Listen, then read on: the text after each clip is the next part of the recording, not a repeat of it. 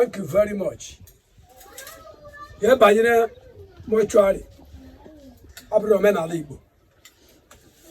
If you give you a not, mortuary abdominal.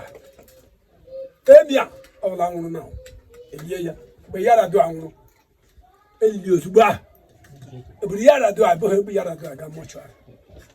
Any president is she not? What are they doing? You see that? You all lost a but why? As you done a label and maybe shall leave. Mortuary come on work. Then, Otter, my kuchi for was reckoned.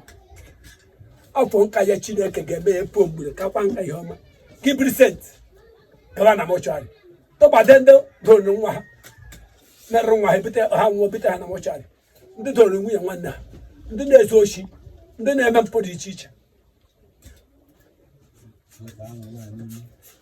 This is just that one. I want to do sense. It's not one of the sense. My you put sense. Go. I near China can you never. Then I do is Oshi. The gas is it here? What I'm going. No. I think I'm going on.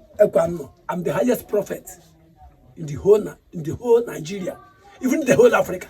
I'm affect Europe. Because I'm an Eba. On Europe, not Eba. Chop a Asian, no Eba, so Eba. Then, Mwechi, Mwa sent. She be more remember.